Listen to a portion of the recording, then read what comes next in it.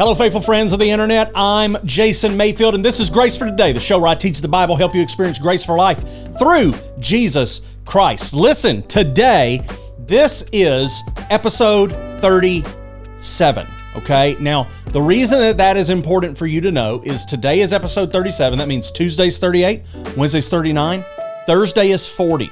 On episode 40, I'm going to be sharing some incredibly critical information with you that you need to make sure that you are here for. If you're not a regular viewer, you need to come back for episode 40. If you are a regular viewer, you're going to see episode 40 anyway, but I'm telling you, episode 40, I'm going to be sharing my super secret, special, awesome news with you. You need to make sure that you're around for episode 40. But today, I want to talk to you, about 7 areas for true evaluation. 7 areas for true evaluation. Now, coincidentally, tomorrow I'm also going to do a 7 thing, and it was not intentional.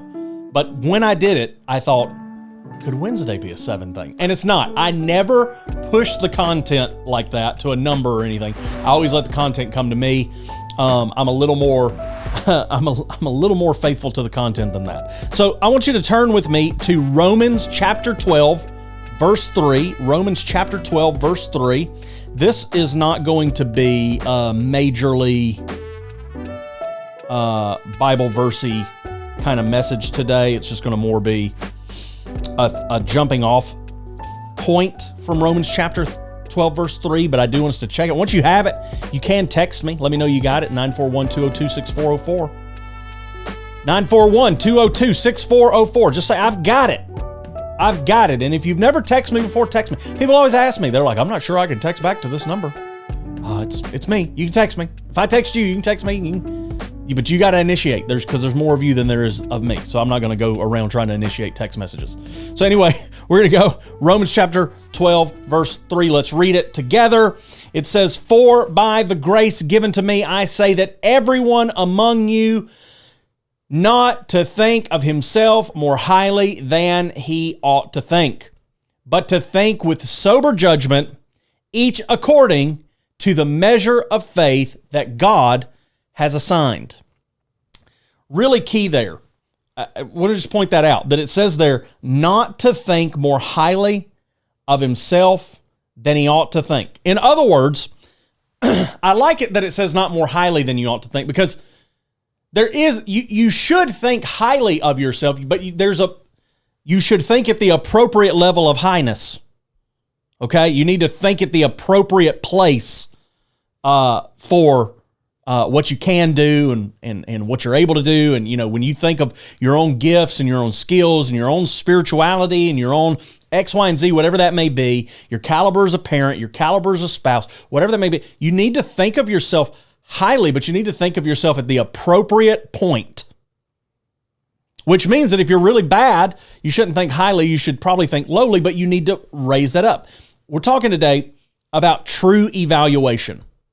And this today is going to be a major message if you want to be a high achiever. And I need to just say this. My ministry, and I'm probably going to say this a couple times this week, my ministry is not to people who want to do and keep and maintain the status quo. That is not who I minister to. I'm talking to people who want to achieve, people who want to accomplish, people who want to set their hand to an endeavor and see the Lord touch it and do great things in the earth. That's who I talk to, man. Why? Because that's who I am. That's who we are. That's who me and my wife are. We're not status quo people. So I'm going to give you 7 areas this week that you can evaluate, that you can put under evaluation, that are going to help you to achieve. Because here's the thing. Most people are a pessimist or an optimist. Now, some would say that some people are realists, but I think even if you're a realist, you're shaded with pessimism or optimism. Because you can be a realist and go, this is the reality and it's never going to change. That's shaded with pessimism. Or you can go, this is the reality and there's so many opportunities ahead of us. That's shaded with optimism. And so if you're a pessimist, you need to be able to truly evaluate these areas and see the good in them. And if you are an optimist, you need to be able to evaluate these areas and maybe even pull yourself back a little bit and go, okay, well, let me see. Things always seem better, than they actually are going to be, when you're an optimist. When you're an optimist, you can get it. Optimists have a tendency to get into ready, fire, aim. They aren't careful about what they're going to do. They just take action and just go. And I want you to take action in your life, but sometimes optimists can be a little shaded in the wrong direction. So let's jump in here. The first area that I want to give you that you can implement true evaluation. We want to truly evaluate. So number one, true evaluation is righteousness. You need to truly evaluate your righteousness. As a matter of fact, I'll say this. You need to evaluate your righteousness with the truth. You might want to write that down. You need to evaluate your righteousness with the truth. Well, we know from John chapter 1, verses 14 through 17, we know that Jesus Christ came full of grace and truth, and from that grace and that truth, we have received grace upon grace. So the truth is that by the grace of God, your righteousness is not a righteousness of your own. It doesn't come of your own volition. It doesn't come of your own work. It doesn't come of your own inheritance. It doesn't come from you. Your righteousness is not your own. No, you are the righteousness of God in Christ Jesus. Period. End of story.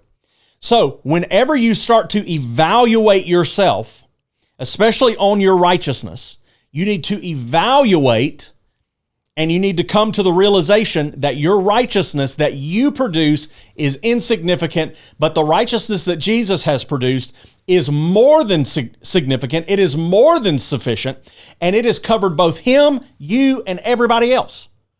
That's how good Jesus was. That's how righteous Jesus was.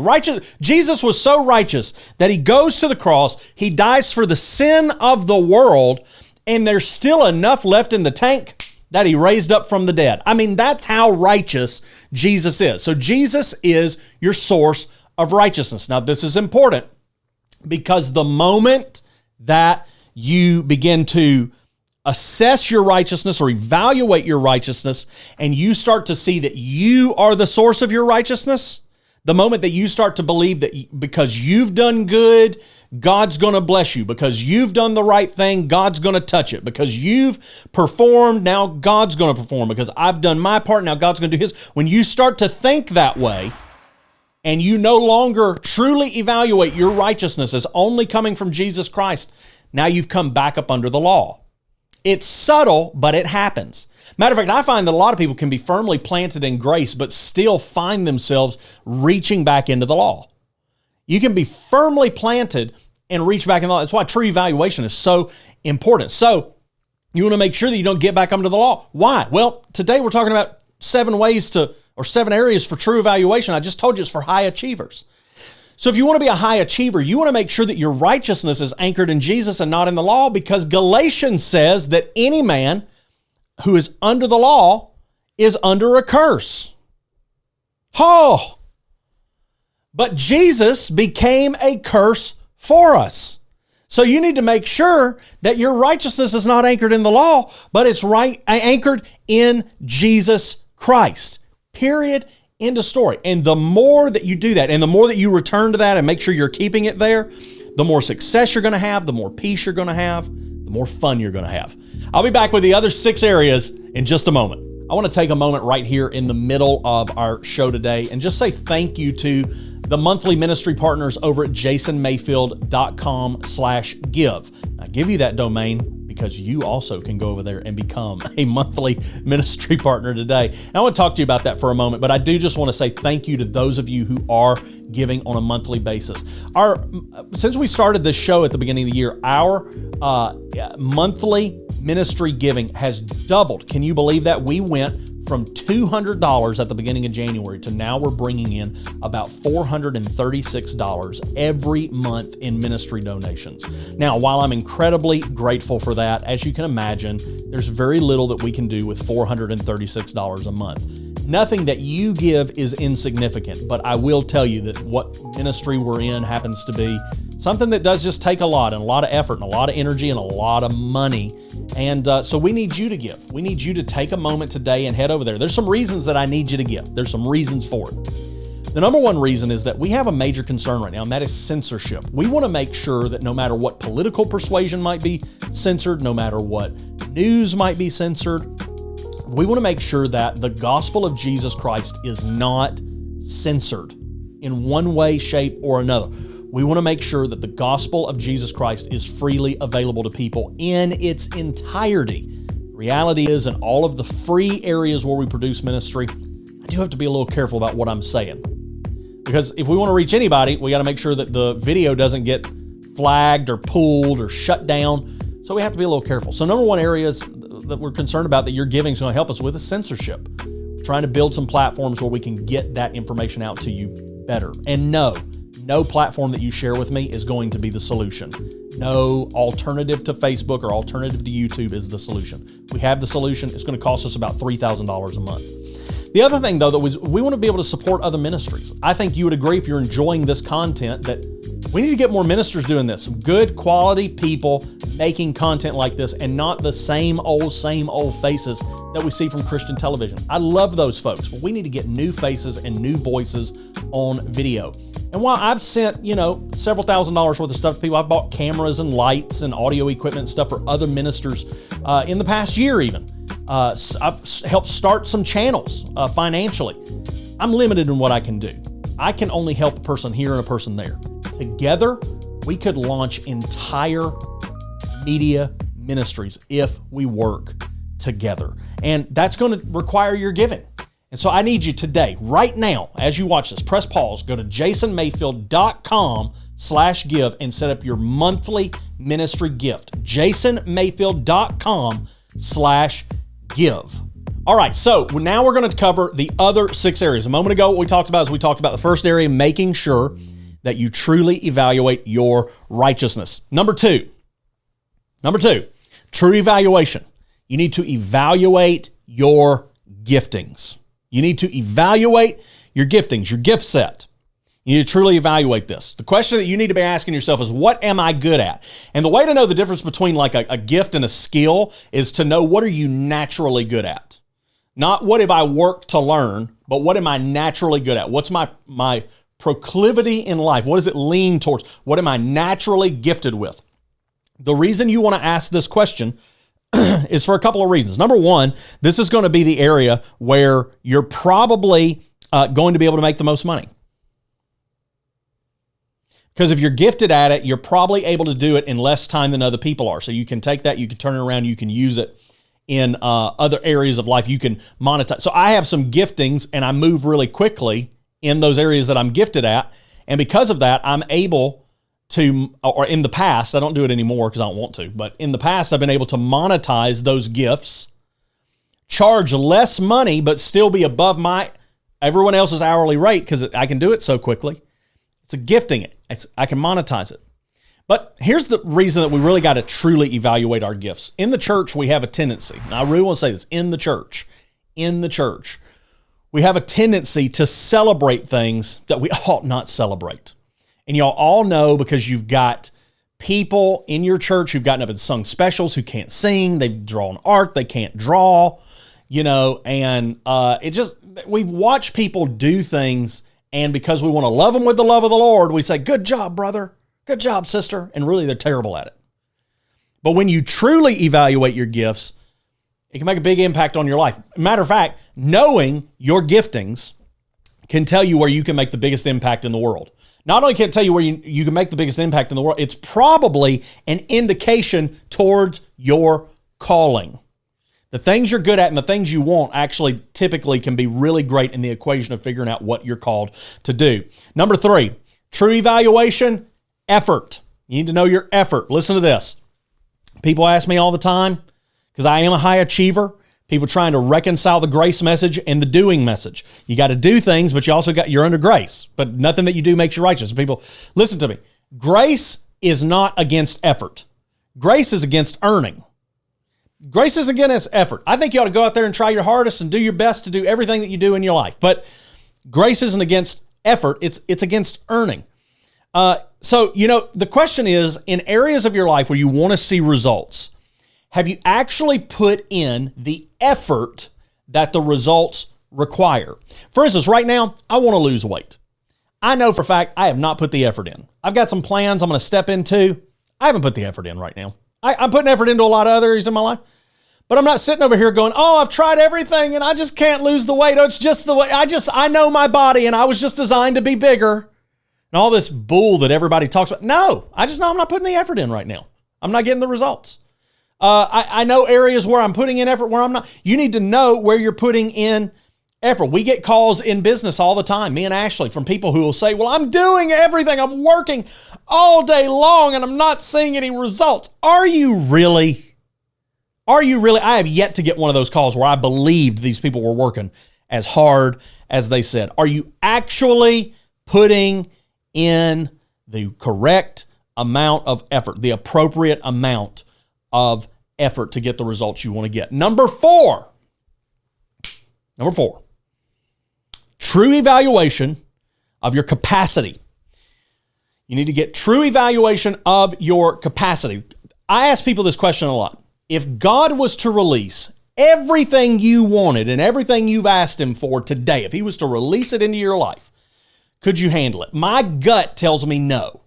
My gut tells me that you would be destroyed by it, that it would absolutely mess you up. So when we talk about capacity, we're talking about the amount of stuff that you can handle.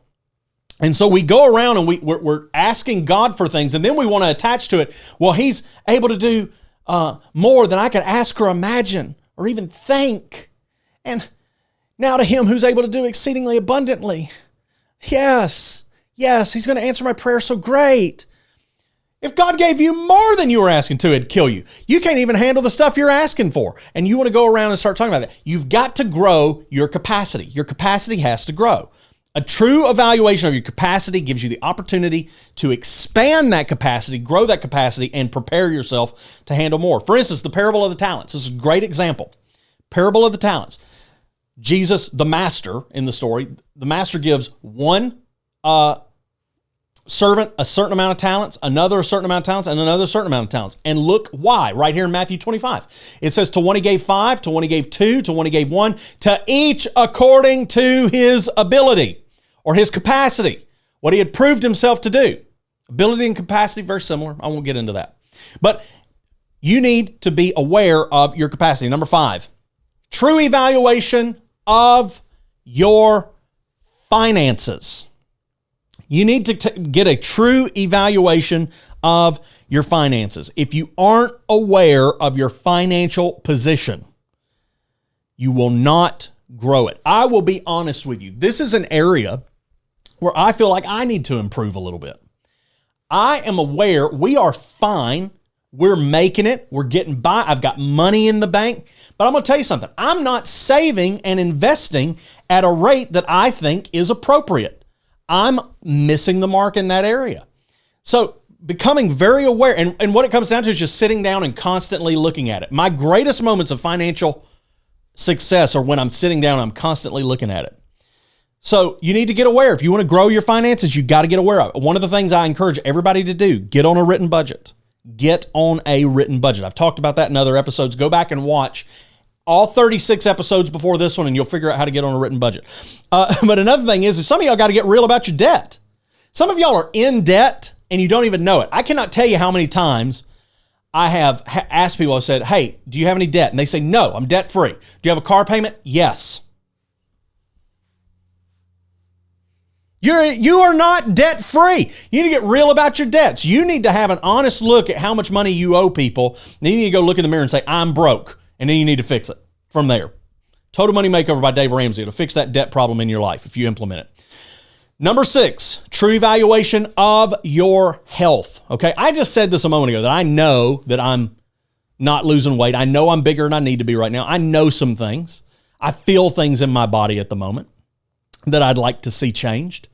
But, most of us are just living our life, and we're just don't really take the time to take an inventory of where we're at in our health. And I think for most of us, we just kind of are where we are, and we just feel how we feel, and we just move on with our life. But I will tell you this, most physical problems that you encounter, most of your physical problems do not need healing. So some of y'all, I know you're praying for healing for some things. Most things do not need healing. They need healthing. I have a pain right here, comes and goes. That pain is because of my weight. Now I can pray for God to touch it, and when it goes off, I really do. But really, that just needs healthing. I just need to lose some weight. Doesn't need healing, it needs healthing. Number 7, area for true evaluation is your social circle. I don't remember exactly what it said, but I was reading a book the other day. It really got my attention on this with social circle. And there's a phrase that has been tossed around for years, especially in the Assemblies of God. A youth minister made this quite famous, but you show me your friends and I'll show you your future. The people that you surround yourself with are pretty much going to forecast how you're going to turn up. I'll be back with you in a minute to share some more thoughts with you. So I've been talking a lot about my concern with censorship, and this is a real concern. It should concern me. It should concern you. And the reason that I'm concerned about it is because my whole world could get censored if the gospel starts to get censored online. Listen, I'm not overly concerned with big tech. I don't think anybody's going to come in and shut us down. But I'll tell you this, I do want to make sure that we're fortified and that we're ready in case that happens. Now, obviously, I've already talked about it today. One of the ways that you can help is you can go over to jasonmayfield.com/give. You can become a monthly ministry partner, and that's going to help us develop some platforms to stay in touch with you or to post and put uncensored material online. But here's the deal. Even if you go and give all that money today, even if you go write me a $75,000 check, by the way, if you write a $75,000 check, I will send you one of the nicest edible arrangements you've ever seen in your life. But that being neither here nor there, that's our special we're running this month. I get a lot of juice out of that edible arrangement joke. No pun intended on the juice either. But all that to say, if you were to drop a major financial gift on us today, there's still work we got to do. So we still got to build the thing out. We're still looking at a couple of months, but we need to see finances there. We need about $3,000 a month coming in. We're at about $430 a month coming in. So about $2,500 more dollars, we can really start getting some things done in that area. But in the immediate, one of the best ways that you can help me fight censorship is by giving me a way to get in touch with you. And the best way to do that is to go to jasonmayfield.com and sign up for Grace for Today updates. When you go to the website, jasonmayfield.com, you'll be prompted on the screen after a few seconds to enter your email address in, and that'll give me a way to touch base with you in the event that we do get censored, something gets shut down. We can send you alternative links. We can be in touch with you. So go over there, help me fight censorship today by going to jasonmayfield.com and signing up for those Grace for Today updates. All right, so today we've talked about 7 areas for true evaluation, 7 areas that you can really put your attention on in your life and make sure that you kind of have a feeling on where you're at. Some areas that you need to really take the temperature on, if you will, in your life. And those areas, again, were your righteousness. You need to make sure that you're not putting trust in your own righteousness, but you're putting your trust in the righteousness of Jesus Christ on your behalf. You need to get a true evaluation of your gifts. You need to know what you are good at. The things that you are good at and the things that you want are an incredible formula to help you figure out what you're probably called to do. Love that line out of Sister Act 2 when Sister Mary Clarence looks at the Lauryn Hill character and says, I read this book about this girl who wanted to be in the Ice Capades, this, that, and she said if she wakes up every morning and all she can think about is going to the Ice Capades, and she goes to sleep at night, all she can think she does go to the Ice Capades, then she's called to do the Ice Capades. And she looked at the girl and she said, if you go to bed thinking about singing and you wake up thinking about singing, then girl, you're called to be a singer. I just love that part of the movie. So it's a great indicator for you. Your effort, are you actually putting in the amount of effort in the areas that you want to see return that the return requires? Get a true evaluation of your effort. Some of y'all want to do things. You know what? Yesterday or this morning, I saw someone asking for podcast guests on the internet, and people were saying, I'm interested. I'm interested. That's not what you do. You don't say, I'm interested. You give your information. You have something ready to go. You book it now. I'm interested. You aren't putting in the effort. What's your capacity? What can you handle? You got to grow your capacity if you want to be able to handle the things that God has in store for you. You've got to increase your capacity. As a matter of fact, capacity is the variable that determines whether something's a blessing or a curse. Because if you don't have the capacity and you get something that you can't handle, what was intended to be a blessing then in turn becomes a curse. If you have a $900,000 capacity, you get $1 million, you got $100,000 worth of curse on your hands, and that's not worth it. Number 5, speaking of $1 million, you need to get a true evaluation of your finances. You need to know where you are financially, especially if you want to grow. Number 6, a true evaluation of your health. Don't just be going on and going on. You need to kind of get an idea where you really need to be physically. And number 7, a true evaluation of your social circle. If you show me your friends, I'll show you your future. I hope this was a blessing to you today. I know this wasn't incredibly Bible versey and Bible teachy today. Now, keep in mind that in 2 months, this is now episode 40, or I'm going episode 40 in this recording session. So, we've done a lot of content, and that's just how it has to be. But nevertheless, I'm still praying that you're experiencing grace for life through Jesus Christ. Hey, thanks for watching this video. Before you run away, you could click some of these things right here and watch them. I think those might be videos that interest you. Or you can click my face and subscribe to the channel, which really helps me because it boosts our algorithm, helps us share the gospel with more people, but also helps you stay informed. I've been talking this whole time just so you could do this.